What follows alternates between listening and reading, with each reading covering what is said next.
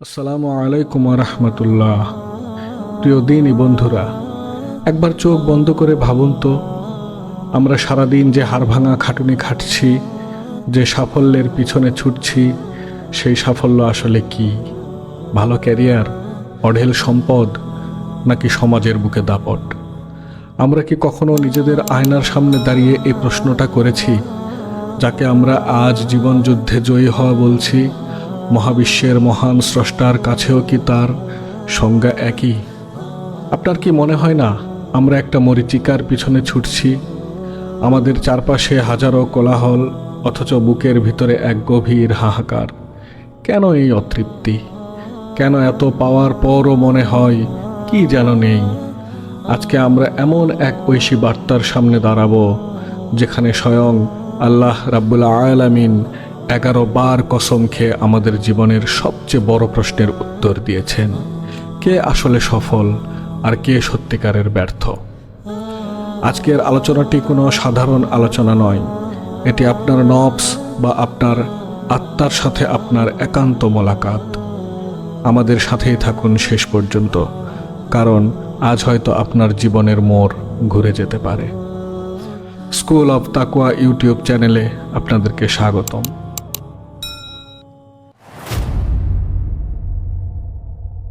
আপনারা কি কখনো ভেবেছেন, মহান আল্লাহ যখন কোনো বিষয়ের কসম খান, তখন তার গুরুত্ব কতটা গভীর হতে পারে?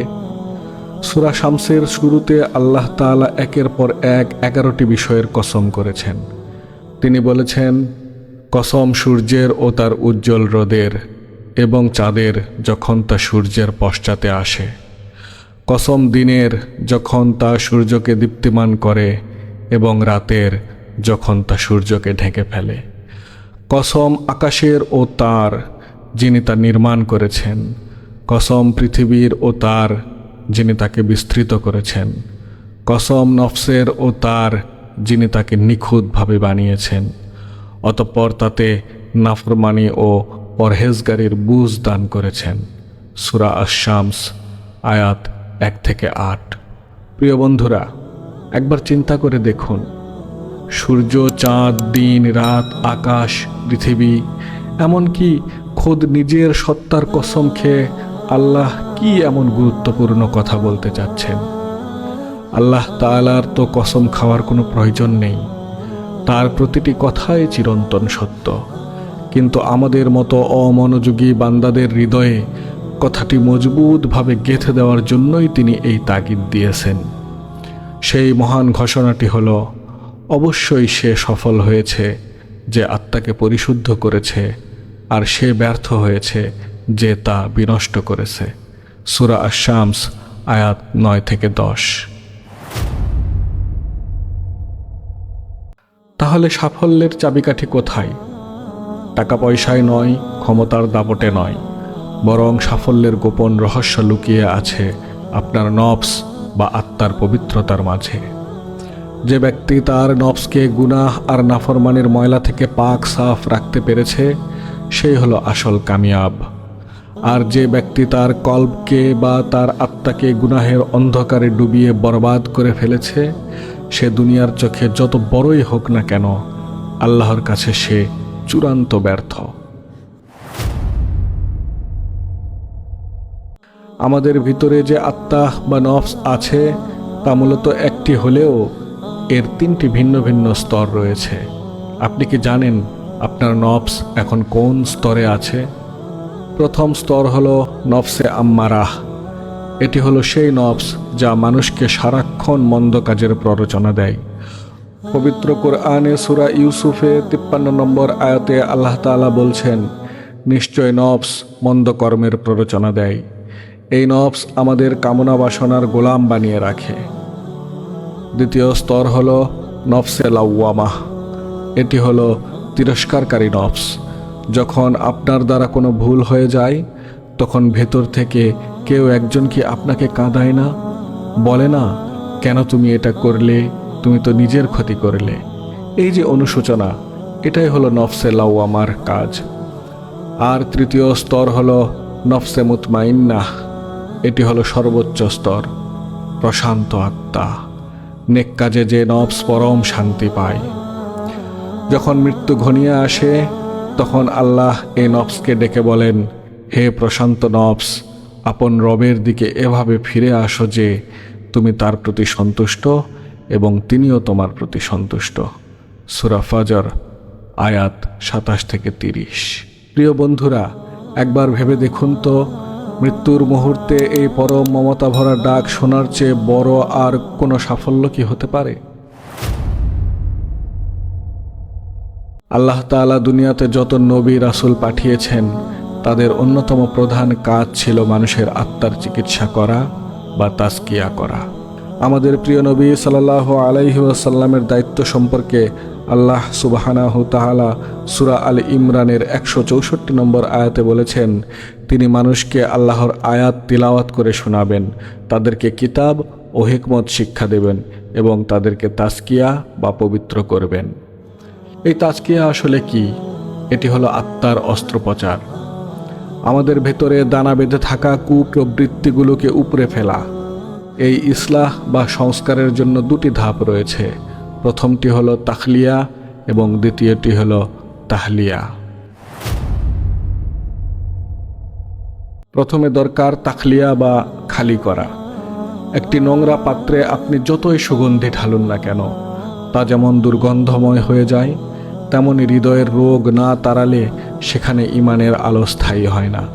আপনার দিলকে যদি আয়নার মতো পরিষ্কার করতে চান তবে 10টি রোগ অন্তর থেকে ঝেড়ে ফেলুন। লোভ, দীর্ঘ আশা, রাগ, মিথ্যা, গীবত, কৃপণতা, হিংসা, রিয়া অর্থাৎ লোক দেখানো আমল, অহংকার এবং কিনা বা বিদ্বেষ। একবার ভাবুন তো, আমাদের প্রত্যেকের ভিতরে কি এই রোগগুলো বিষের মতো ছড়িয়ে নেই? কারো প্রতি ঘৃণা পুষে রাখা, কারো সাফল্যে জ্বলে ওঠা, এগুলোই তো আমাদের ব্যর্থতার কারণ। রোগ তাড়ানোর পর দ্বিতীয় ধাপ হলো তাহলিয়া বা সৌন্দর্যমণ্ডিত করা। 9টি রাজকীয় গুণ দিয়ে আমাদের নফসকে সাজাতে হবে।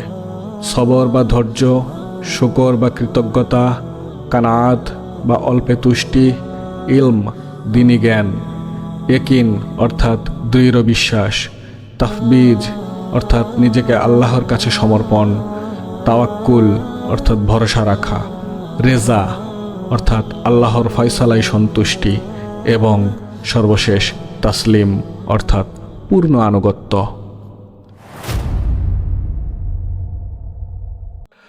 শুধু গুণ অর্জন করলেই হবে না, আত্মাকে জীবন্ত রাখতে প্রয়োজন বেশি বেশি নফল ইবাদত ও জিকির। তবে মনে রাখবেন, ফরজ আমল ঠিক না রেখে হাজারো নফলে কোনো কাজ হবে না।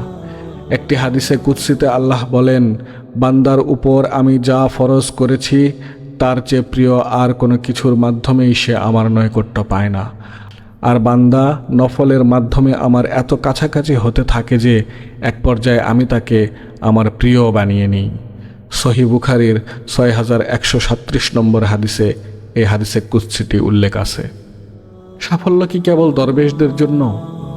না, সাধারণ ব্যবসায়ী হয়েও যে আল্লাহর ওলি হওয়া যায় তার প্রমাণ হলেন হাজী সিরাজউদ্দৌলা রহমতুল্লাহি আলাইহি। তিনি একবার ফজরের পর এসে বললেন, আল্লাহর শুকর আদায়ের জন্য বলছি, আজ রাতে আমি 200 রাকাত নফল নামাজ পড়েছি। ভাবা যায় একজন ব্যবসায়ী সারা রাত প্রভুর সিজদায় কাটিয়ে দিচ্ছেন। আবার হযরত হাফেজজি হুজুর রহমতুল্লাহ আলাইহির কথা চিন্তা করুন। তিনি দিনে 9 পারা কোরআন তেলাওয়াত করতেন। মাগরিবের পর থেকে ঈশা পর্যন্ত নফল নামাজে দাঁড়িয়ে যেতেন। তার ঠোঁট দুটি সব সময় জিকিরে নড়ত। তার 5 বছরের নাতনি যখন তার কোলে বসতে চাইতো, তিনি বলতেন, দেখো বোন, আমি সব সময় আল্লাহর নাম নিই। তিনি বলতেন, যে কথায় দুনিয়া বা আখিরাতের কোনো লাভ নেই সে কথা যেন মুখ থেকে বেরই না হয়। প্রিয় দিনী ভাই ও বোনেরা, সময় বড় দ্রুত বয়ে যাচ্ছে। হাফেজজি হুজুর রহমতুল্লাহ আলাই প্রায় একটি কথা বলতেন, হতে পারে এই মুহূর্তটাই আমার আল্লাহর কাছে ফিরে যাওয়ার মুহূর্ত।